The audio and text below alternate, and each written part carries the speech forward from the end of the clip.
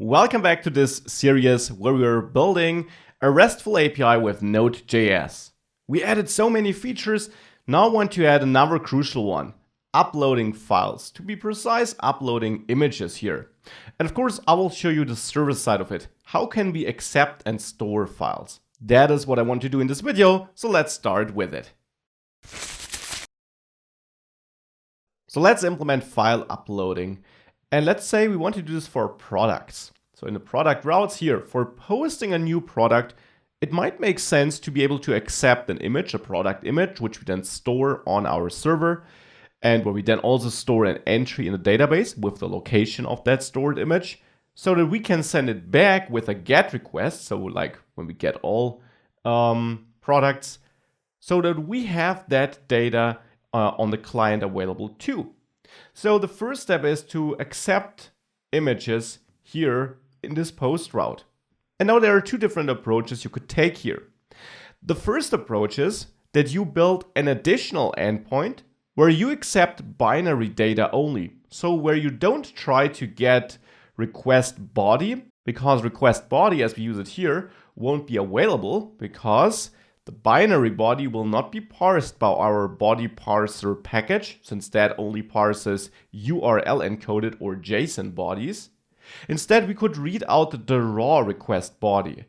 And you will find a link in the video description where you can see this approach in action and how you would parse that incoming data.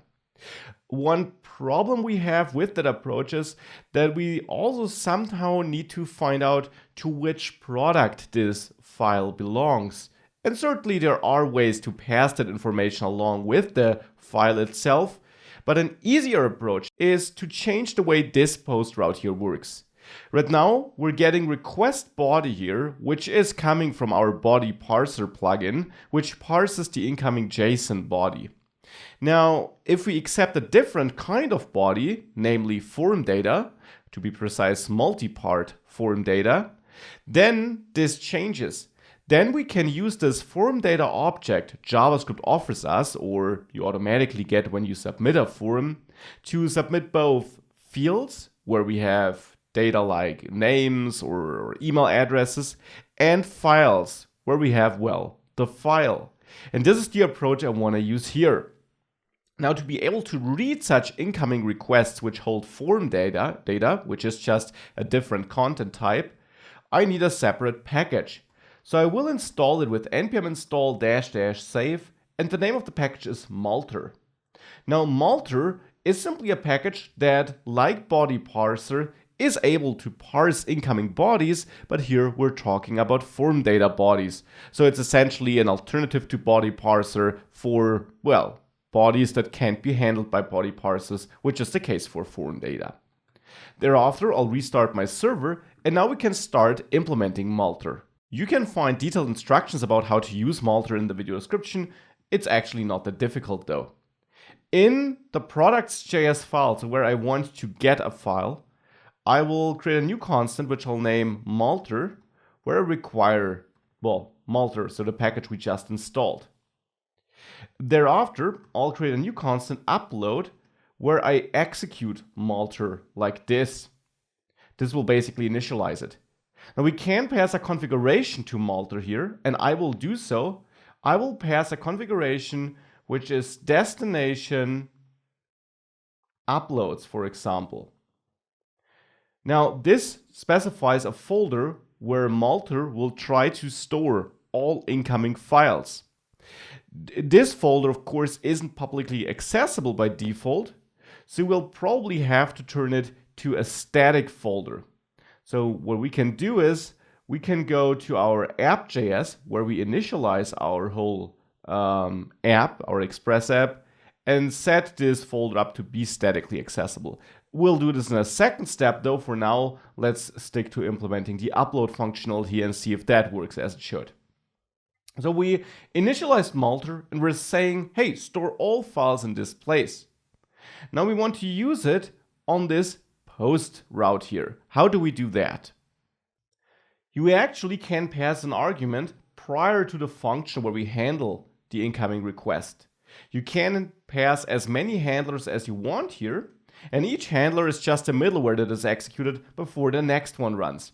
And turns out that this upload object we created by initializing Malter here gives us a couple of middlewares we can put in front of our main handler. Whoops, we are here. So here we can execute upload, and then there are a couple of methods. For us, single is interesting. Single means that here we will get one file only, so it will only try to parse one file. And by just passing upload single here in front of this handler, it will parse that file. You here also need to specify the name of the field that will hold the file. I'll name it product image here, like this. Now with that, we should be able to use that file in here. And let's start simply by outputting it. So console log, and now you can access request file. This is a new object that will be available to you due to this middleware being executed first. Now let's save this, and I'm getting an error. We get a permission problem here with the uploads folder. The reason for this is a typo here. Where I set up the destination uploads, the leading slash turns this into an absolute path, so now it would try to create this in my root node modules folder, which I of course don't want. So let's now restart npm start, and now it's working. So turn this into a relative path by not specifying a leading slash here. With that, let's simply try it out. Let's post a new product here. Let's go to body. And now this will fail. I can already prepare you for that, because we'll now also still try to parse our JSON data, which won't be available. But still, let's see if we at least get that image up there. So I will switch that to form data here, the body of the post request. And now we basically ignore the body down there, the JSON body. We just add key value pairs here. So what we can try is that we will also pass name and price. Maybe request body still works because Malter handles this. Let's see. So we will have name, and we will have a price key here. The price could be $12.99, and the name could be Harry Potter 5. And then we have an additional key, which is of type file here, which should be named product image because that's what we're trying to extract here. And now I can choose a file. Now I prepared a fitting file here for Christmas. Let's open that. And now let's try sending this. And now I get an unexpected token in JSON position 0. Now it makes sense because in the headers I set the content type to application JSON. So let's remove that here and let's try sending this again. Now we get message not found. The reason for this is because it should be /products here. Little mistake on my side, so let's try again. And now I created a product successfully, so no failure. And we also get an uploads folder with a file in there with some cryptic file name, which if you were to open it in your Explorer or Finder, will actually be the image you stored. The file name and file extension is missing, but we'll take care about this later. But the file is getting stored, and that's pretty huge. You also saw that, unlike expected, it didn't crash, because that's the second thing Malter does.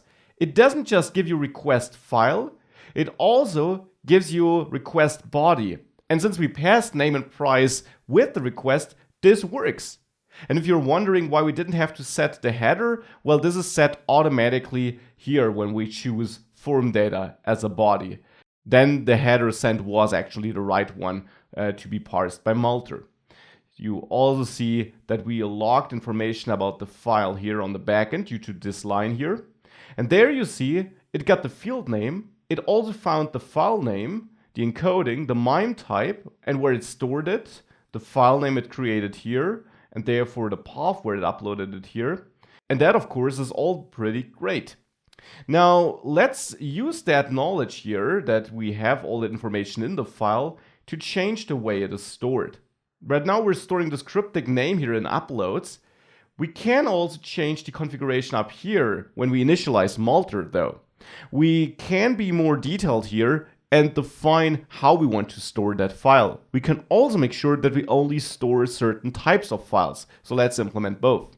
Let me first implement a storage strategy. For that, I'll add a new constant which I'll name storage.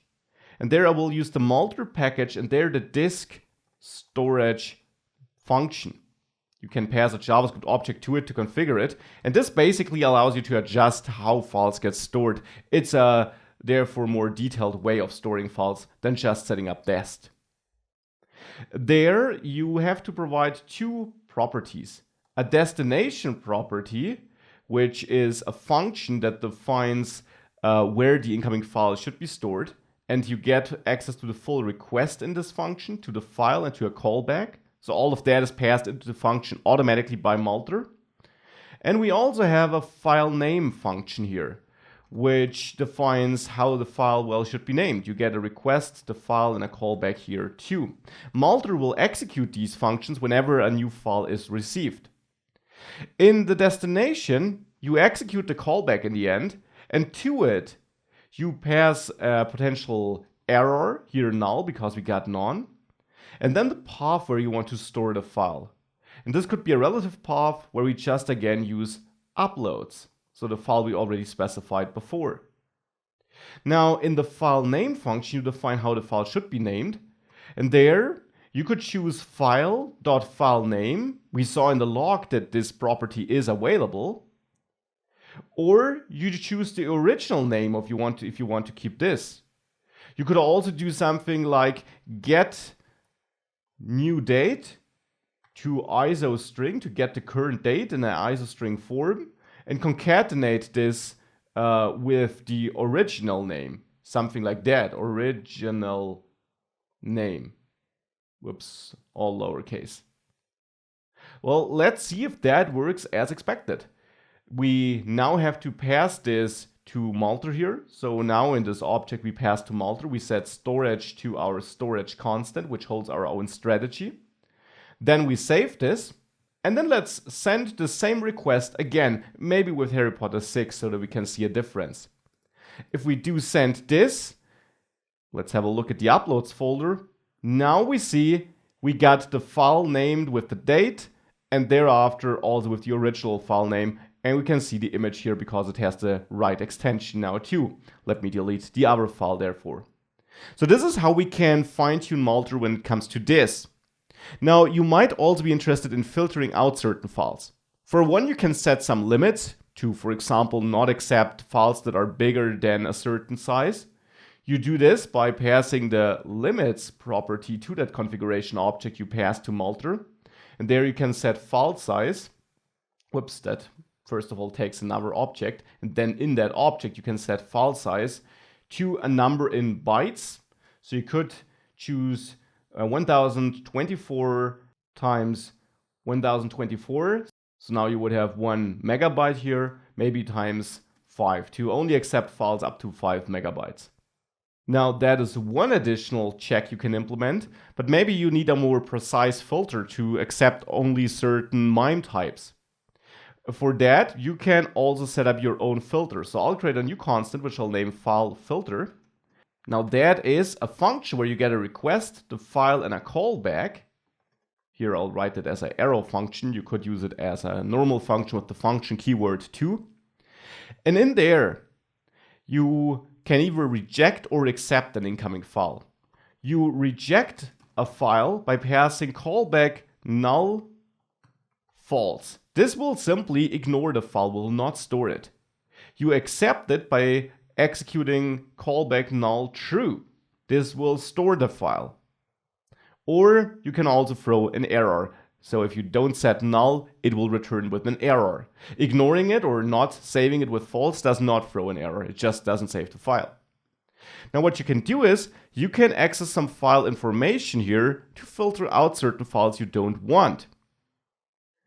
For example, we can add a if check here where we say if a file, and then there is a MIME type property automatically populated by Malter. You could see this in the log earlier.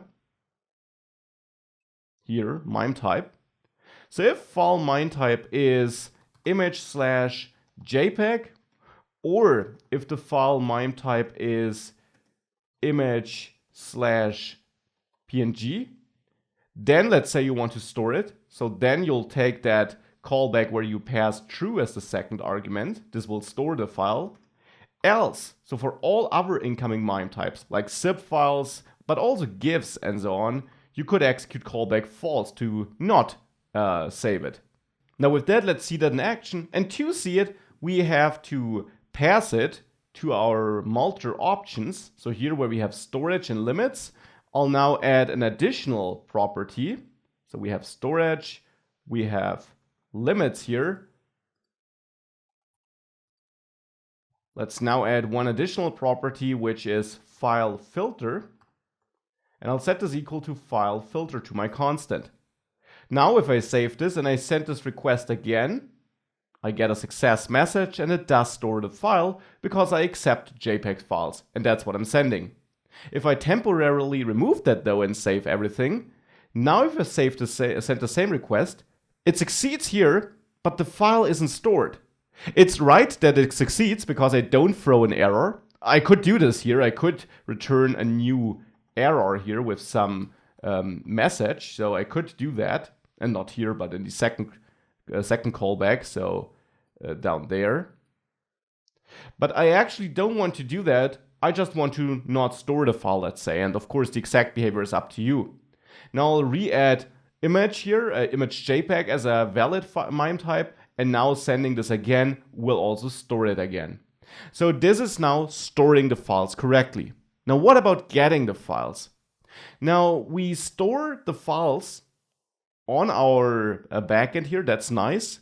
But we also want to store an entry in the database so that when we get a list of all the files, we actually can see them there, so we can access them.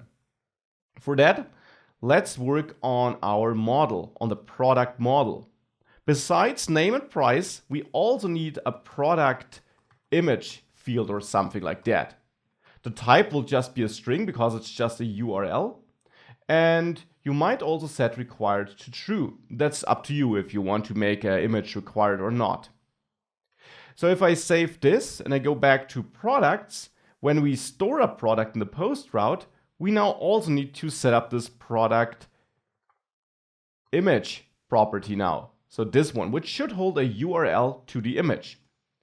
Now, how do we get that image URL? Well, we can get it from multer.